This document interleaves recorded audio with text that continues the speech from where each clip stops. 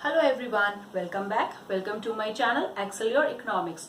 In today's video we are going to discuss about budget line rotation and shift. In my previous video of 11th class I have already discussed with you about how to set budgets in the all expenditure in the way that we have our income. Means हमारे पास जो income है उसको use करके हम कितने budget set बना सकते हैं according to market price. We have also discussed the slope of budget line. हमने ये भी डिस्कस किया कि बजट लाइन किस तरह से फ्रेम होता है. अब जो few points बचे हैं बजट लाइन में that is related to change in budget line. I have written a short form here. BL means budget line. तो चेंज कैसे होता है budget line.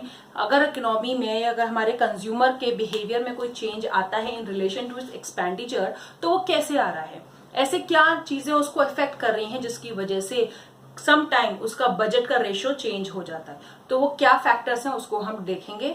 Before it, when I start with my session, those who are new on my channel, please do like, share and subscribe it, and also press on bell icon so that you can get time to time notification. So here we start. In today's session we are going to discuss budget line and also equilibrium through IC approach. Means हमने cardinal approach से पढ़ा था, utility approach से पढ़ा था, how MUX upon PX is equals to MUY upon PY, that we have discussed. Now we are going to discuss how IC work in consumers equilibrium. हमने IC पढ़ा. IC क्या है? कंज्यूमर की खुद की प्रेफरेंसेस, खुद की choice according to which he made a bundle. अब बजट लाइन क्या थी? मार्केट की चॉइस मार्केट ने आपको दी. मैंने आपको बिगनिंग में समझाया था, एक चॉइस जो आप तैयार कर रहे हैं आईसी, एक जो मार्केट तैयार कर रहा है बजट लाइन. जहां दोनों मैच हो गए that is your equilibrium. Means आपकी इच्छा और मार्केट की इच्छा दोनों जहां मिल गए that point is called equilibrium. तो इसको अब हमें समझना है. उससे पहले हम बजट लाइन का ये थोड़ा सा एस्पेक्ट रह गया वो पढ़ लेते हैं. Budget line can be rotated and can also be shifted. Shifts come when there is a change in income of the consumer. Like हमारे एग्जाम्पल में हम 10 रुपए इनकम लेके चल रहे थे. अगर कंज्यूमर की इनकम 20 हो जाती है तो शिफ्ट आएगा. वो कैसे आएगा? I teach you. But rotation कैसे आता है? रोटेशन का मतलब ये है कि प्राइस में चेंज हो रहा है. यानी मार्केट में जो प्राइस चल रही है, प्रिवेलिंग प्राइस जिसपे हम सामान लेने गए, अगर उसमें कोई चेंज हो जाए तो हमारा बजट यानी हमारी पॉकेट किस तरह से एडजस्टमेंट क्रिएट करेगी. मीन्स हम किस तरह से एडजस्ट करेंगे अपनी डिमांड को, अपने एक्सपेंडिचर को, on which we will have our total expenditure. And that's all depend on when market change its price. तो अब कैसे होता है let's see here. Rotation in budget line, पहली हेडिंग हम इसमें डिस्कस करने वाले हैं, रोटेशन इन बजट लाइन. तो बजट लाइन में रोटेशन कैसे आता है? पहला ब्लॉक हमने लिया है if price of x increases, यानी एक्स की प्राइस बढ़ रही है. अब अगर एक्स की प्राइस बढ़ेगी तो सोचो गुड्स बिकम एक्सपेंसिव, राइट. यानी वो गुड जो हम पहले 10 रुपए में खरीद रहे थे अब वो 20 में आएगी. तो क्या हमारी पॉकेट यानी हमारा बजट हमें अलाउ करेगा कि हम उस गुड को ज्यादा खरीदें? नो. पहले हम 2 क्वांटिटी सोच के चल रहे थे, बट क्योंकि अब वो महंगी है तो हम कितनी क्वांटिटी लाएंगे? सोचो 1. Right? So this is how our budget will be affected. So in that case now what will happen? This is our MN budget line. X good Y shown on Y axis, good X is shown on X axis. ये हमारी budget line है. अब जो point है कि price of x बढ़ गई, बढ़ने से गुड महंगी हो गई तो उसकी क्वांटिटी आप कम लेंगे. तो जब आप क्वांटिटी कम लेंगे तो डेफिनेटली आपका बजट जो रोटेट होगा वो इनसाइड होगा, यानी कि N0. अब समझने क्या पॉइंट है. प्राइस बढ़ने से बजट इनसाइड रोटेट हुआ. क्यों? क्योंकि अब आपको क्वांटिटी कम लेनी है. आप 2 लेने गए थे लेकिन अब आप कितनी ले रहे हो?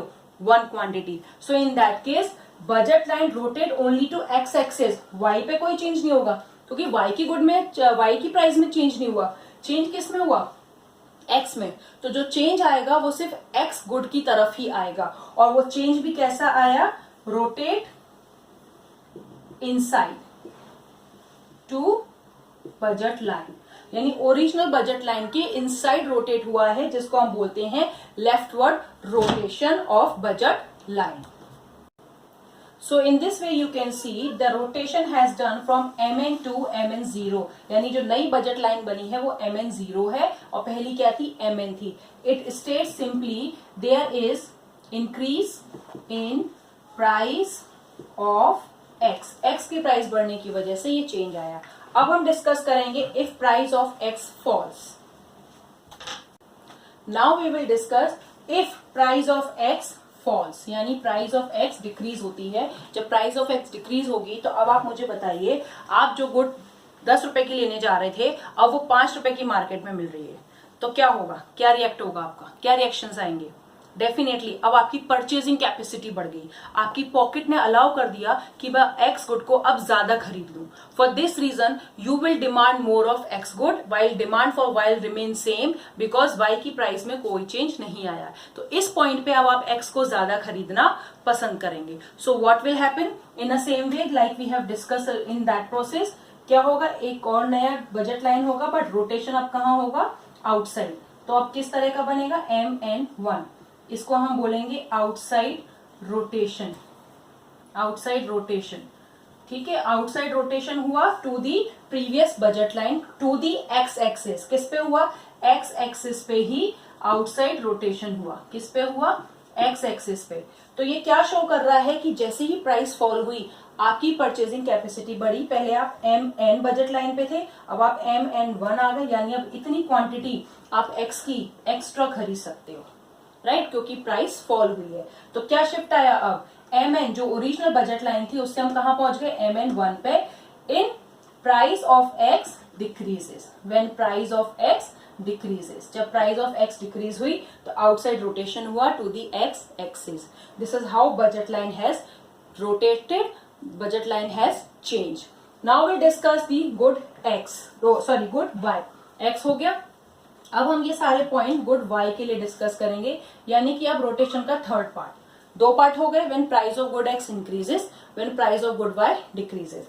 तो अब क्या होगा जब price of good y decrease होगी, तो अब हम ये डिस्कस करेंगे जब price of good y will decreases. तो डेफिनेटली जो चीज हमारी एक्स में हुई है उसी के फॉर्मेशन में वाई में भी होगा डेफिनेटली। अब वाई गुड जो है हम वो खरीदने जा रहे हैं, तो वाई गुड अगर हमारी प्राइस डिक्रीज हो जाती है तो क्या होगा, वाई गुड सस्ती हो गई, महंगी हो गई, ऑफ कोर्स सस्ती हो गई। तो अब आप वाई का कंजम्पशन ज्यादा करोगे, वाई पे ज्यादा खर्चा बियर करोगे, आपकी बजट आपको अलाउ करेगा कि हम वाई को ज्यादा लें। So in that case what will happen, ये यहां पर सेम रहेगा, let me change the colour. तो ये यहां पर तो सेम रहेगा, यानी गुड एक्स में कोई चेंज नहीं आना है। अब जो चेंज आएगा वो किस में आएगा, गुड वाई में, क्योंकि क्या हुआ है गुड वाई में, गुड वाई में क्या हुआ है, प्राइस फॉल हुई है। इसका मतलब कंज्यूमर की capacity to buy good y has increased, यानी अब वो गुड वाई को ज्यादा परचेज कर सकेगा। तो एन पे तो कोई चेंज नहीं आया, एक्स पे तो वहीं की वहीं से एरो शुरू हो रहा है, बट ये एरो शिफ्ट होते होते कहां पहुंच गया, M1 पे, यानी कि अब इसको ले लिया। तो इसमें अब हम चेंज क्या देख रहे हैं, upward rotation, upward rotation to Y axis. Y axis पे अपवर्ड रोटेशन हुआ है, यानी कि ये पहले जो MN था बजट लाइन वो चेंज होकर M1N हो गया। क्यों हुआ, due to decrease in price of y. Y की प्राइस कम होने की वजह से ये रोटेशन अपवर्ड हुआ, यानी कि ऊपर की तरफ निकल गया वाई एक्सिस पे। तो इस तरह से ये डायग्राम ड्रॉ होगा। आई होप आपको डायग्राम समझ में आ रहा है और आप साथ साथ ड्रॉ भी कर रहे हो, so that you can easily understand how it will be drawn. अगर नहीं भी कर पाए हो तो पॉज करो वीडियो को और इसको जल्दी से ड्रॉ भी करो, ठीक है। So now we are going for the last segment of rotation, that is of when price of good Y increases, यानी कि last option, last figure of rotation. जब प्राइस ऑफ गुड वाई जो है वो इंक्रीज हो जाती है, same will happen, क्योंकि जब हम एक्स ले रहे थे तो एक्स में क्या हो रहा था, महंगी हो गई। जब प्राइस बढ़ेगी तो बट ऑफ कोर्स महंगी हो जाएगी, महंगी हो जाएगी तो आप गुड को खरीद नहीं पाएंगे ज्यादा, तो आपकी क्वांटिटी उसको परचेज करने की कम हो जाएगी, यानी परचेजिंग पावर आपकी डिक्लाइन हो जाएगी। तो अब सेम बजट लाइन है MN, ठीक है, पहले अपवर्ड स्लोपिंग हो रहा था, अब क्या होगा ये चेंज हमको देखना है। प्राइस इंक्रीज हुई है, यानी बजट फॉर वाई डिक्रीज हो गया, सो सेम विल हैपन। हम यहां से शुरू तो करेंगे, सेम चलता रहेगा और हम यहां पर डिक्लाइन हो जाएंगे M0 पर, यानी अब जो बजट बिगड़ा है, जो वाई के फेवर में नहीं है, उसने क्या शो किया, downward rotation, downward rotation to Y axis, यानी कि ओरिजिनल बजट लाइन के डाउनवर्ड रोटेशन हुआ, नीचे की तरफ रोटेशन हुआ है, जबकि एक्स पे कोई भी चेंज नहीं आया। और ये क्या शो कर रहा है, एम एन जो प्रीवियस ओरिजिनल बजट लाइन था उससे हम चेंज होकर के M0N पर आ गए, यानी कि किसकी वजह से हुआ, for this reason. So this is how budget will be rotated if there is a change in price. So rotation generally किसकी वजह से हो रहा है, प्राइस चेंज की वजह से। ये हमारा सबसे बड़ा आउटकम निकल के आया इस पूरी अंडरस्टैंडिंग से कि रोटेशन जो 4 तरह से हुए वो किसकी वजह से हुए, प्राइस चेंज होने की वजह से। सो जल्दी से इसको ड्रॉ करो, फिर हम शिफ्ट पढ़ते हैं।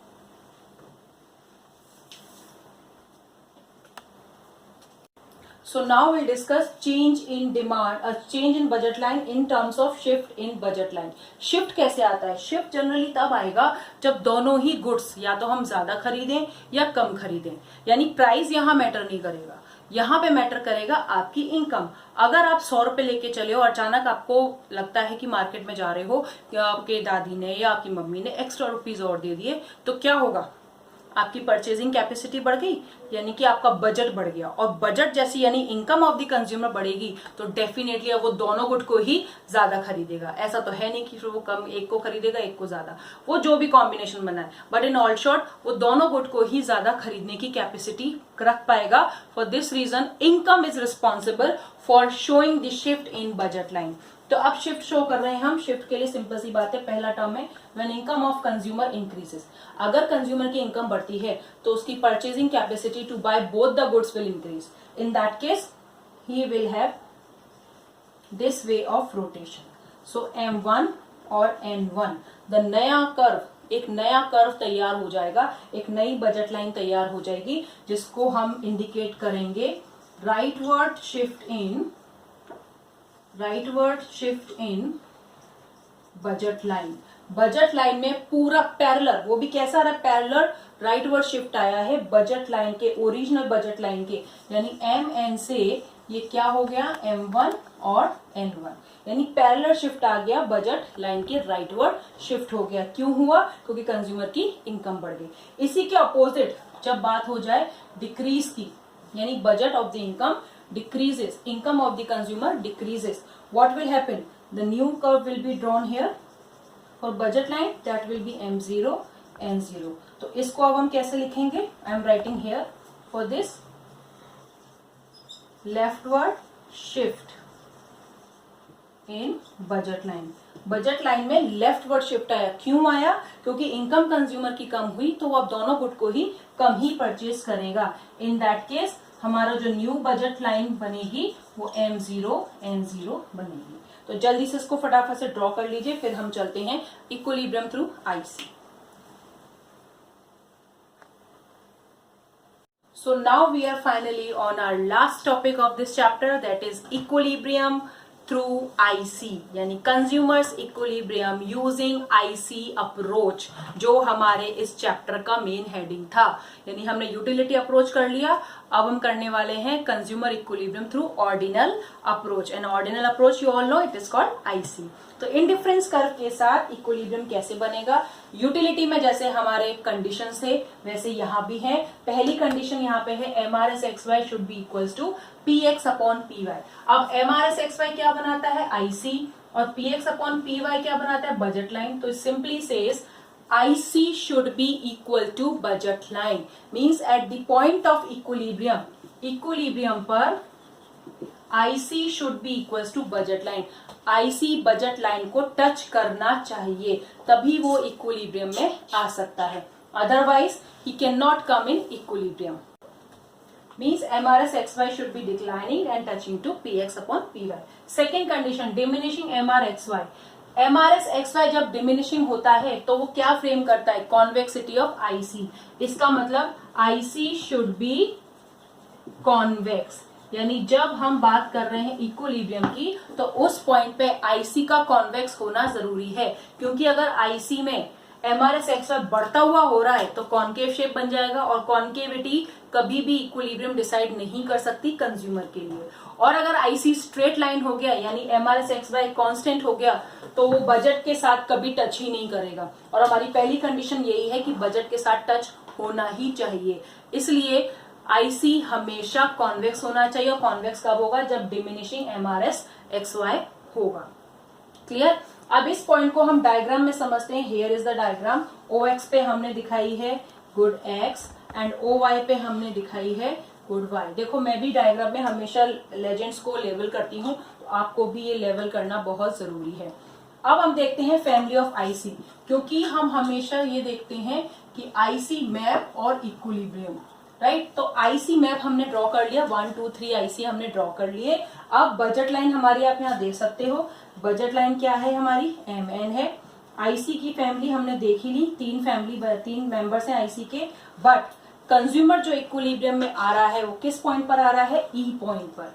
ये पॉइंट ऐसा है जहां पर IC2 touching to budget line MN at E point, और हमारी कंडीशन जो है MRS XY should be equals to PX upon PY, वो इसी पॉइंट पे फुलफिल हो रही है।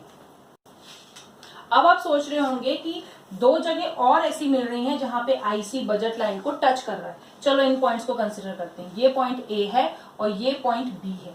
तो सबसे पहले इक्विलिब्रियम समझ में आ गया। इक्विलिब्रियम हमें क्या कह रहा है कि ई पॉइंट पर MRS XY equals to PX upon PY है, यानी फर्स्ट कंडीशन सेटिस्फाइड, सेकंड भी सेटिस्फाइड। क्यों? क्योंकि आईसी कैसा है? कॉन्वेक्स है। Law of diminishing marginal rate of substitution apply हो रहा है। ये देखो यहां से शुरू हुआ आईसी और यहाँ पे गिरते गिरते यहां तक आ गया। अब इसी पॉइंट को समझते हुए हम अगर ए को कंसीडर करें तो ए पे देखिए, क्या आईसी डिक्लाइन हो रहा है? नो, आईसी अपनी ओरिजिनल यानी इनिशियल स्टेज पर है। इसका मतलब यहाँ पे अभी सेकंड कंडीशन जस्टिफाइड नहीं हो रही है। कर्व अभी कॉन्वेक्स बना ही नहीं है, कर्व के कॉन्वेक्सिटी होने की शुरुआत हुई है। तो शुरुआती लेवल पर क्या हम इक्विलिब्रियम जज कर सकते हैं? नो। अब इधर क्या हो रहा है? MRS XY is actually greater than PX upon PY। इसका मतलब ये है कि इस पॉइंट पे कंज्यूमर ने Y को ज्यादा सेक्रीफाइस कर दिया है X को गेन करने के लिए, X की एक यूनिट गेन करने के लिए। आपको याद है ना हमारा पहला पॉइंट 5:1, यानी उसने 5 यूनिट सेक्रीफाइस करी है 1 यूनिट ऑफ X को लेने के लिए। तो अब आप ही बताइए, जब वो 1 यूनिट ऑफ X ले रहा है, सेक्रीफाइस ज्यादा कर रहा है, तो क्या उसका डिमिनिशिंग लॉ अप्लाई हो रहा है अभी? नो। इस पॉइंट पे कंज्यूमर का रिएक्शन क्या होगा? क्योंकि वो Y को अभी भी ज्यादा कंज्यूम कर रहा है और X को कम कंज्यूम कर रहा है, तो इस पॉइंट पर कंज्यूमर डेफिनेटली आगे बढ़ेगा। वो इस पॉइंट पर आके इक्विलिब्रियम में आ ही नहीं सकता, क्योंकि Y की सब्स्टिट्यूशन रेट अभी उसके लिए जस्टिफाइड नहीं है। तो इस पॉइंट पर अभी वो इक्विलिब्रियम गेन कर ही नहीं पाएगा। वो अभी और आगे बढ़ेगा, X को और क्वांटिटी को कंज्यूम करेगा, so that he can get his equilibrium. So what you will write? In this situation, when MRS XY is greater than PX upon PY, consumer will consume more of X and sacrifice less of Y to gain the equilibrium point. So this process will continue till he reaches to equilibrium. So this is how consumer will get his equilibrium. और दूसरी point जो हमें समझना है वो बहुत important है। ये IC1 पे बन रहा है ये point, and lower IC lower satisfaction, और जो इक्विलिब्रियम आ रहा है वो IC2 पर आ रहा है। इसका मतलब higher IC higher level of satisfaction. So now we'll reach to the second condition. Here you can see B point indicates, B point पे क्या हो रहा है? That point shows MRS XY is less than PX upon PY। क्यों हुआ? क्योंकि अब वो इस पॉइंट पर आकर X को ऑलरेडी बहुत कंज्यूम कर चुका है और Y को बहुत ज्यादा सेक्रीफाइस कर चुका है। इसका मतलब उसकी जो सेक्रीफाइस रेट है वो कंटिन्यूसली फॉल तो हुई to gain the X, but इतना ज्यादा X को कंज्यूम करने के बाद डेफिनेटली जो X की मार्जिनल यूटिलिटी है वो फॉल होनी स्टार्ट होगी। At this point he will not consume more of X, तो this process will continue till he reaches to equilibrium, यानी अब वो Y को सेक्रीफाइस और नहीं करेगा X के लिए। Either he will start losing the consumption of X, यानी अब वो X को ज्यादा कंज्यूम नहीं करेगा, अब वो X का कंजम्पशन डिक्रीज करना शुरू कर देगा, और ये प्रोसेस तब तक चलेगा जब तक वो वापस इक्विलिब्रियम पे नहीं आ जाता। So this is how equilibrium point strike only where IC2 is matched with budget line. IC1 is under the control, IC1 can be obtained, but जब IC1 पे जो 2 पॉइंट इंटरसेक्ट कर रहे हैं बजट लाइन को, उन 2 पॉइंट पे ये सिचुएशन निकल के आ रही है जिसकी वजह से कंज्यूमर इक्विलिब्रियम में नहीं है। राइट।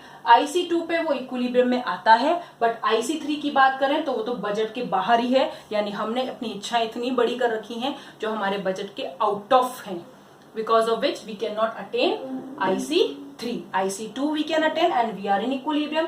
IC1 पे जाते हैं तो ये दो रिजल्ट निकल के आ रहे हैं जिसकी वजह से हम इक्विलिब्रियम पे नहीं हैं। अब इसी पॉइंट को हमने बॉक्स में डिस्क्राइब किया हुआ है, इसको समझ लेते हैं।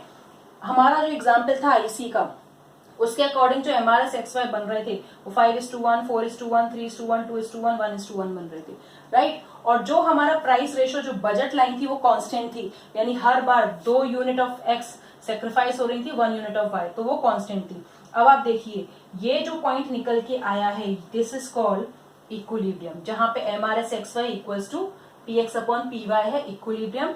इससे ऊपर क्या हो रहा है, MRSXY is greater than PX/PY, तो इस पॉइंट पे कंज्यूमर क्या कर रहा है, consumer will consume more of X good, यानी वो X को ज्यादा कंज्यूम करेगा। अब ये पॉइंट तो इक्विलिब्रियम है ही, यहाँ पे तो आई गई कॉन्वेक्सिटी, दोनों कंडीशन जस्टिफाइड हो गई। अब लास्ट पॉइंट जो है वो क्या है, MRSXY लेस देन PX/PY है, तो इस पॉइंट पे क्या करेगा, consume less of good X, यानी गुड X गुड को वो लेस कंज्यूम करना, गुड X का कंजम्पशन डिक्रीज होना शुरू हो जाएगा। क्यों? क्योंकि वो ऑलरेडी बहुत ज्यादा कंज्यूम कर चुका है, तो अब वो X को और नहीं लेना चाहेगा और उसके लिए Y को सेक्रीफाइस करना पसंद नहीं करेगा। So in that case consumer equilibrium strike where MRSXY is equals to PX/PY and it is diminishing. Here both the points are justified. हम A पे क्यों नहीं हो सकते, हम B पे क्यों नहीं हो सकते, ये दोनों पॉइंट बहुत क्लैरिफाइड हैं यहाँ पर। तो अब आप इस पूरे प्रोसेस को फटाफट से लिख लीजिए, समझना है हमको, बार बार सीखना है, और पूरे डायग्राम और विद टेबल जो भी मैंने बोला उसको एक्सप्लेनेशन के अकॉर्डिंग लिखते जाइए। So that's all for today. I hope you all have understood consumer's equilibrium by utility approach and also by ordinal approach. तो दोनों ही अप्रोचेस हमारे यहाँ खत्म होते हैं। अब हम नेक्स्ट वीडियो में मिलेंगे जब हम करेंगे theory of demand. So how consumer demand in the market and how as a rational consumer we behave in the market. तो जल्दी से इस पूरी स्लाइड को ड्रॉ कर लीजिए, फिर अपनी वीडियो को एंड करते हैं।